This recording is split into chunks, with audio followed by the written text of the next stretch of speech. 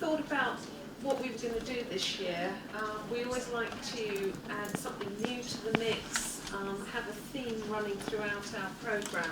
And one of the things that we thought we might do, thinking about COP21, which happened just before Christmas, is just remind ourselves of the context, what we're all working towards, but the bigger picture. So I'm delighted that Professor Joanna Haigh from the Grantham Institute, which is the Imperial College London, has come to talk to us to set that scene for us and give us really some of the science in a very friendly way behind what we're all working towards. I'd like to welcome Joanna. Thank you. Thank you very much. First of all, apologies. The cavalry was late because she arrived here at 5 to 9, was told it was the wrong hotel, ran across the park to the other Gardeners Hotel, ran to a third Gardeners Hotel, and then come back here. So I'm sorry I'm late, but I don't feel it was quite my fault. Anyway, so I can find my talk here. Yeah, good. So I imagine the last thing you want at this time in the morning is a science lesson, so I'm not going to do that, I hope. But Teresa said you wanted a bit of scientific background to the whole issue of climate change. So that's what I'm going to try and do. So I'm going to talk first of all about the evidence, or how we know that climate is changing, talk about things that influence climate, look at the future and what we can do about it. So this is the context. This is a graph which is showing time back 2,000 years, and all those coloured lines are different people's estimates of what the temperature's done over that period. And you see there's a lot of differences. Some of the differences because they're for different regions, but much of the differences because they're from different sources. So of course we didn't have thermometers going back that time, and these are all deduced from indirect measurements like the thickness of tree rings or isotopes in sediments in the ocean and things. But you can see there's a general sort of agreement where it's going up here and sort of coming down here. And then you get a little bit at the end here with that little black wiggle. I run back from here. That's just the black wiggle. And the black is the actual measurements from thermometers. So this is the real scientific information that we have of the temperature. And this is what's become known as global warming over the last 100 or 150 years. And those are three independent estimates of what it's done. And you see it doesn't go up uniformly, it sort of moves up and down, but there's an upward trend. And this is what's called global warming, and this is what we're trying to explain. So we can go about explaining it in a number of different ways. I'll come on to more about the forcings in a minute, but there's a number of different factors that can influence climate. Some of them are natural, and some of them are due to human activities. So if you look at the natural forcings, the most obvious one is due to the sun. So if the sun's energy is changing, then you can imagine that the temperature on Earth might change in response to that. Another natural effect is volcanoes. When a big volcanic eruption chucks a whole load of stuff up into the atmosphere, it can stay there for 1 or 2 years, and when it's up there it reflects sunshine back to space, and there's measurements showing that cools the climate. So if you look at the black line there, that's the same measured temperature graph that I showed you just now. And some of these spikes going downwards are due to volcanoes. So in trying to understand climate change, one of the approaches we can use is to use big computer models where we put in all the physics and all the understanding that we've got of what's going on and try and simulate the changes. And the coloured curves on there are various different computer model estimates of what's gone on.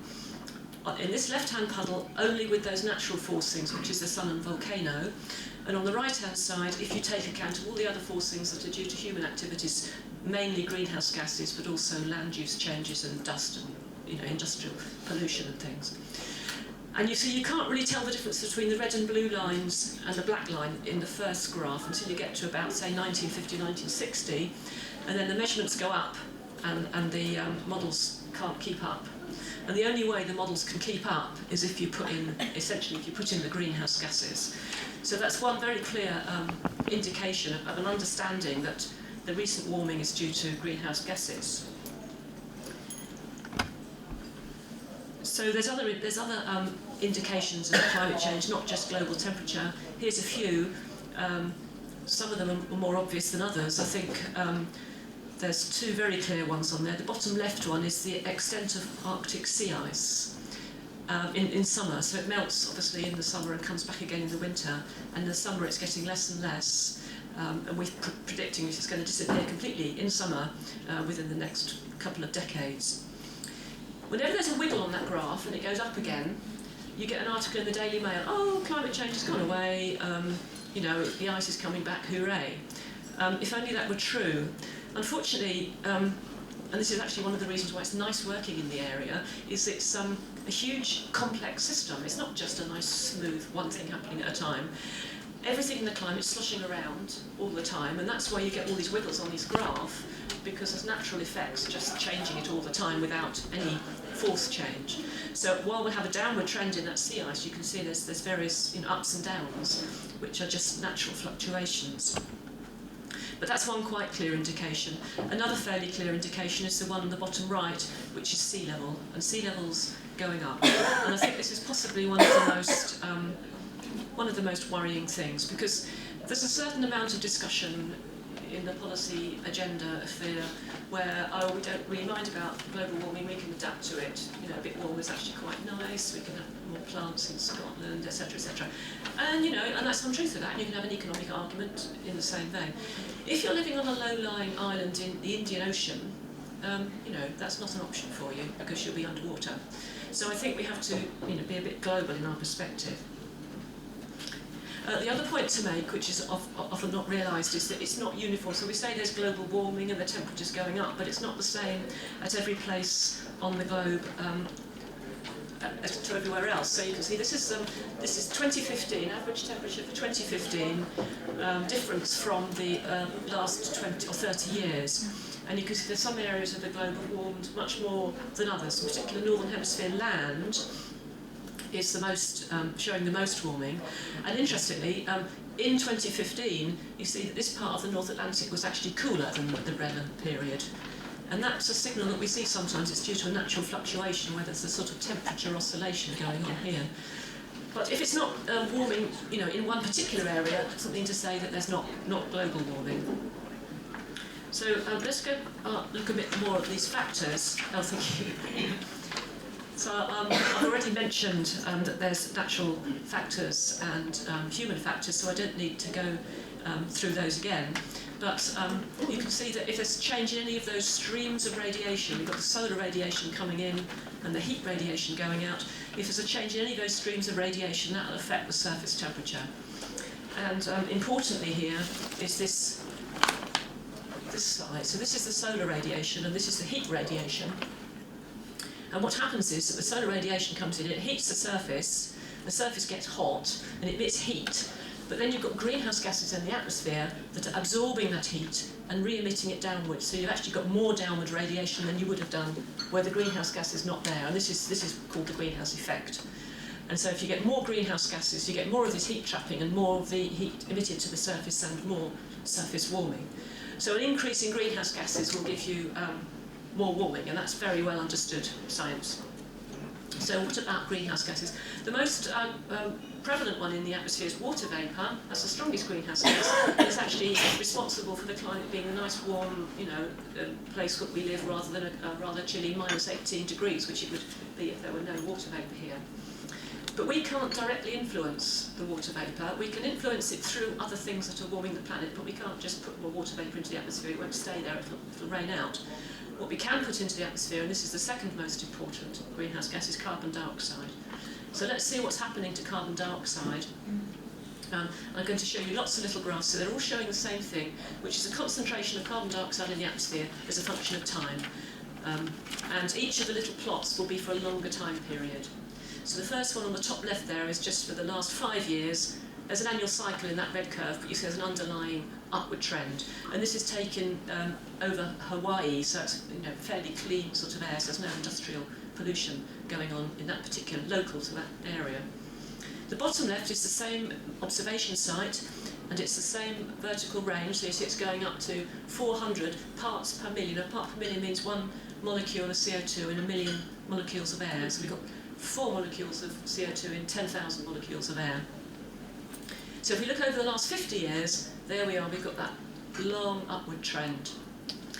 And then we can go back even further in time. Each of these three panels has a different vertical scale to these two, but they're all the same as each other, from 180 to 380, and the plot there is exactly the same as the plot there, but it's in a different range. And then we go back further in time. This one's going back 1,000 years, this one's going back 10,000 years. And what you can see from these plots is that the CO2 is pretty level, at about 280 or so parts per million over all that time. And it's only recently that it's done this little whoopsie, which you can see is that red line coming up here. We can go even further back in time with various sort of paleoclimate records. The one on the top right there is showing the CO2 going up and down. That's actually to do with the ice ages, and if anybody wants to ask me why that's happening, I can answer, but I won't do it now. But you can see it's going up and down all the time. It's less than 280. This one here, it's a bit more difficult. This is 10 million years, 20 million years ago, and this is all 200, 300 parts per million. You have to get back tens of millions of years, or this is actually 100 million years here, and there's a completely different scale. There's huge amounts of carbon dioxide in the atmosphere, and that's just everything on Earth was different then. I mean, the continents were all in different places. And if you look at life on Earth, for example, the first primates didn't appear on Earth till about 3 million years ago. So that's when there's low carbon dioxide. The first Homo species didn't appear till about 2.5 million years ago. And modern humans didn't appear till 200,000 years ago. So it's quite clear that life on Earth hasn't been as it is now, with any range of carbon dioxide concentrations above about 380, or less than that, actually about 200 and something parts per million. So we are in an unknown world as far as life is concerned. And we know quite clearly that this increase is due to human activity, because if you look at the isotope ratio, you've heard of carbon dating, you can look at the isotopes, and if you look at the stuff that's going on, the increasing concentration in the atmosphere is old carbon. The C14's all decayed out because it's been coming from fossil fuels. It's come from coal and oil, so it's old. So we know it's humans that have produced that carbon dioxide. So can you tell me when I've got to hurry up? Yeah. So of course, what we want to do now is try and think about, the future. And here's some estimates of the emissions of carbon dioxide into the future. What we got on the left here is these things called RCPs, they're representative concentration pathways, which is the jargon for different scenarios, what you might assume about who's doing what. And you see there's a sort of, this is what's happening in year 2000, and then we've got 4 different scenarios. These were ones that were adopted by the Intergovernmental Panel on Climate Change in their assessment of future climate change. So, of course, you can choose different things. You can choose to have one that's got a lot of renewables, which is producing a lot of energy, but it's not producing so much carbon. Or you can have lots of coal, like the last one at the end there. And so for each of those different scenarios, which is coloured according to the green, red, black and blue, the emissions of CO2, you can see in the middle graph, are rising. In each of the 3 lower cases, they do start to decline. And the green one, RCP 2.6, the emissions are actually coming to 0 by the time you get to the end of the century. And I'll talk later about why that's really actually essential to happen. But if we carry on as usual, you'll get the blue curve with the CO2 going up and up. Sorry, that's the emissions going up and up. If you look at the concentrations, you have to take account of the fact that once it's in the atmosphere, it'll stay there for 200 years. So even if you stop today, you can't stop the increase in concentrations for a couple of 100 years. And you can see that in that green curve there. You stop in 2020, but it's still rising up till about 2070 or so before it just gradually flattens off in the concentration. So it's well above 400 parts per million all that time. So what does that actually mean? Well, we can do tests on what the temperature would look like using these climate models if you use each of those scenarios. And so the red one is the worst one, the worst of those 4 scenarios. Of course, none of them is necessarily going to be the right one, but they're just ideas. And the blue one is the best of those 4 scenarios. And you see the blue one gets us to about 1 degree global warming. I'm just hesitating because we're pretty much near 1 degree global warming already, so I think that must be an old plot. Yes. Anyway, the blue one is obviously better than the red one, which is taking us to about 4 degrees by 2100 and still rising. Again, it's not the same all over the globe. On the left there we've got the better scenario, on the right one we've got the worst scenario. The top panels are temperature and the bottom panels are precipitation, so rainfall. What does it do for rainfall?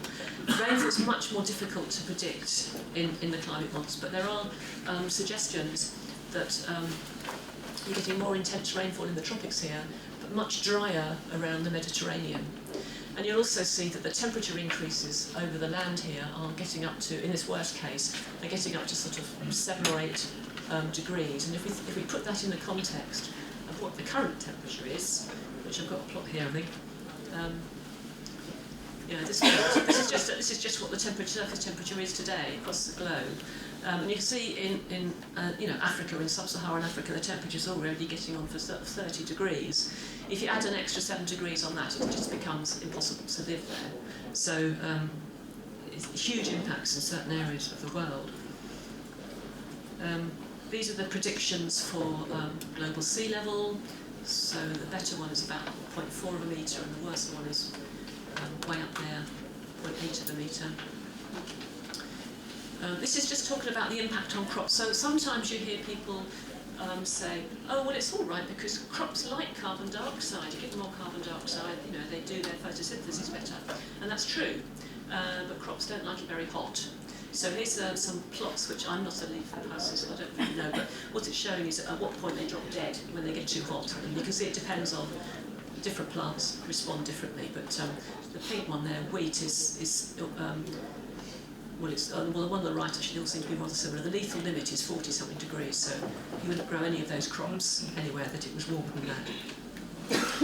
So, what can we do? First of all, you can adapt, and I've already said, actually, my opinion on that is you can't adapt if you're living in an ocean area or you're underwater. You could do something else to compensate. So this is the whole argument about geoengineering you may have heard about. And these are some, I go on a bit of a rant when I start on this, so I'll try not to. I think it's batty, to be honest. What you do is you have some sort of magic geoengineering scheme that will make things better. So here's a huge mirror in space. It's reflecting sunshine back to space and making the planet cooler. Or you could put particles in the stratosphere, a bit like an artificial volcano.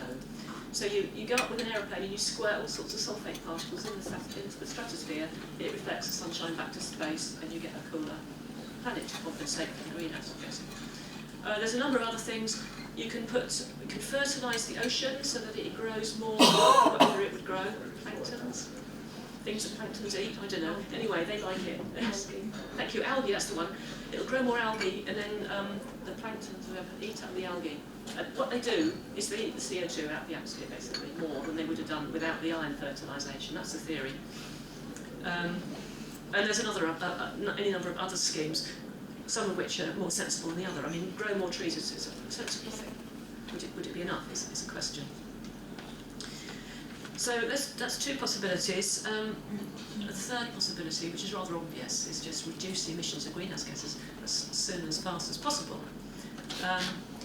And this is an interesting, I've shown you lots of graphs already, but I think this is a really interesting plot. What it is, again, is still carbon dioxide, but what we've got along the bottom now is cumulative carbon dioxide emissions, so the total that humans have put into the atmosphere, integrated over time.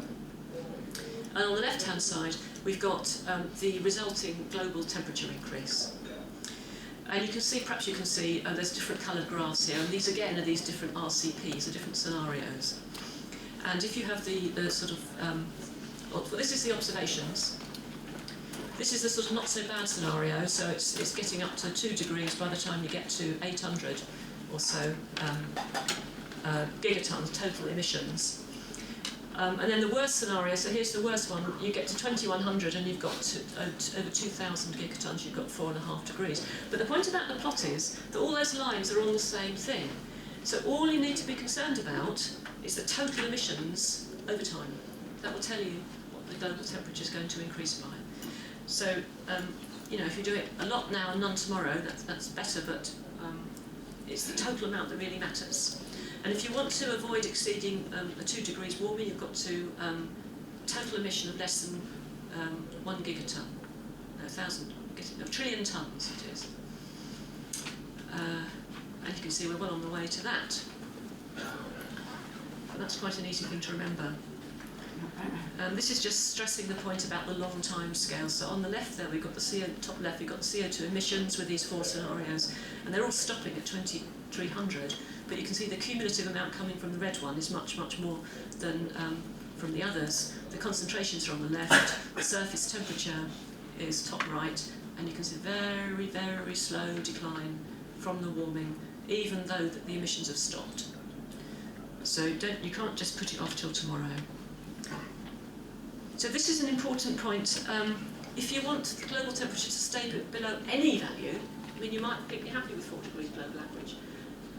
You might not be happy with 10 degrees global average, but if you choose a value, whatever value it is, you've got to stop CO2 emissions at some point, because otherwise it'll just carry on rising and the temperatures will carry on increasing. So you heard people talking about, it's such and such a scenario will give us 3 degrees by 2100, and you might think, okay, 3 degrees, perhaps that's okay. But it's not okay if the next year it's going up and the next year it's going up, and etc., etc., etc. So that's something to bear in mind. I think I may be getting a bit... all right, okay. So if we carry on the worst scenario, this is just some of the impacts that will happen by 2100. These are estimates from an impact model, which of course is not precise, but they give you some idea of the numbers. So you can see the problems: increased water scarcity, 2 billion people more suffering from that, 90 odd million people per year, so it's probably the same people more than once, if you see what I mean, affected by flooding, river flooding, heat waves, 12 billion persons exposed to heat waves each year. Again, some people get lots of times. Plant species lose habitat, croplands become less sustainable, etc. So, when you think about global temperature, perhaps it doesn't really mean anything to you, but when you start to think what it actually implies for people's lives, it's hugely significant. So we've done some calculations on what we can avoid. So what we got here on the left is these are the emissions again, so that's a bad one at the top there, and there's one that we stopped fairly quickly on the yellow one. And the histograms there are showing the effects of those things I just talked about: heat waves, cropland, flooding, and water stress. And this is the picture I just showed you. That's sort of the 100% in this particular picture. And if we get down to 3 degrees, you can cut them to those colours. And if you get it down to 2 degrees, you can, for example, reduce heat rays by 90%. And you can reduce flooding by 76%. Other things not so effective. But that just shows, it's good to do something as soon as possible. So I wanted to finish a bit talking about the meeting in Paris before Christmas. You may have been aware of it. It was on the news. It's the United Nations Framework Convention on Climate Change. They have a meeting every year. It's called the Conference of Parties, or COP, and the COP21 was in Paris. You may remember 6-7 years ago there was a big meeting in Denmark, in Copenhagen, and it was really, really disappointing in that the countries didn't agree to anything at all, and afterwards we all felt completely flat. So this time, you're thinking, oh, will they come to any sort of agreement? Oh, please let them come to an agreement.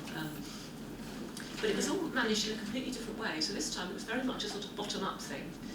And before the meeting, all the countries were requested to submit their intended nationally determined contributions, INDCs, for what they would do to reduce carbon emissions. And 183 countries submitted their INDCs, which was a good start, just to know that they'd done that. And an agreement was reached, which is, amazing. What was even more amazing is what it says. They want to keep global temperature rise this century to well below 2 degrees and actually aim for 1.5. The fact that they said that and everybody agreed to it, I couldn't believe it. I couldn't believe it. It was marvellous. Of course, now they've got to do something about it, which is the difficult side of things. But they've got to sign the treaty, all the rest of it. Okay, be negative, but, come on, this is amazing, I think.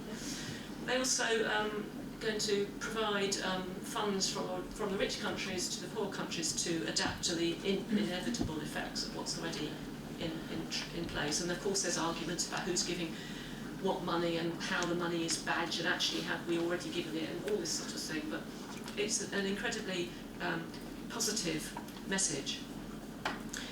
Sort of parochially on the UK side of things, we have the Committee on Climate Change, and it provides 5-year target budgets. So what we have there is annual emissions as the axis. The black line is what's already happening, again, already happened, and of course at the bottom we've got dates.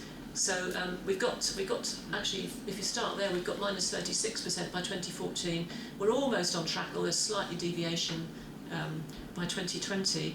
The fourth carbon budget, which has already been through Parliament, is aiming for 52% relative to that 1990 start in 2025. And then the fifth carbon budget, which is being published but hasn't been ratified or hasn't passed through Parliament yet, it'll go through sometime this year, we hope. We'll put it at 57%. It'll be very interesting to watch. I mean, I hope they do. Amber Rudd is saying that they're very fully supportive of reducing carbon emissions, but the messages coming out of government in terms of how they're going to do it are very, very confused. We had a plan published by DEC last week, you may have seen, which is focusing on nuclear energy as the way to go green. Which, of course, there's no carbon. There's less carbon than burning coal and oil. It's hugely expensive, and in the future, it's not ready now. So, how they think they're going to do a 5-year carbon budget by cutting all subsidies on renewables and putting it into nuclear, well, it would be worth asking. So, the main points are that the physics is well understood. It's really fundamental, lovely fundamental thermodynamics and things, fluid dynamics, and it's just a thing I love doing. But that's that. But the regional effects are more difficult because, of course, there's all sorts of local things going on that affect the temperature and the wind and the rain and all the rest of it, so that's more difficult, both in terms of assessing what's happened in the past and also predicting what might happen in the future. We're already more than halfway to the dangerous climate change threshold, which is set at 2 degrees for reasons that are not entirely clear, but that's what seems to be the generally perceived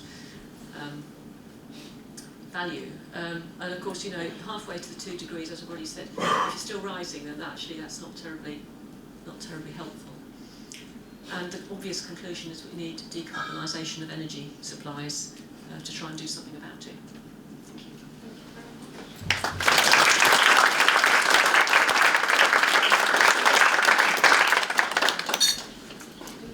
If there's any questions, perhaps time for one. One question. One short one.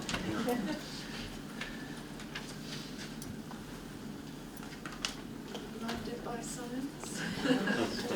If anybody has got any questions, I'm very sorry that I've got to rush off now because I've got to get to another meeting, but please email me. Teresa has got my contact details. I can let anybody have Are you able to share the presentation so we can actually see the graphs close up? Yeah. Thanks. Thank you. Just one question. I came in late, so I don't might have got it earlier.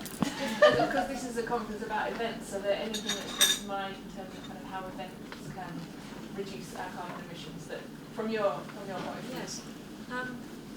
I think you need to make your target audience. So what we're doing at Imperial at the moment is we're getting quite a good relationship with the business school, which is something I never thought, in my history of doing physics that would ever happen. The business school is completely on message. So we said, let's have a course on climate change management and finance, thinking, what are they going to say? Yes, this is what we want to do. Everybody we've asked to be on the advisory board has agreed, business people. There's students signing up already. The business people are ahead of all the politicians. They understand they've got to adapt. Their business will need to change. Okay, we're only speaking to the ones who are persuaded, not the others, but at least, there's certainly the message is getting out there. So I think if you can find certain communities, another, of course, is serious consideration is climate change and health.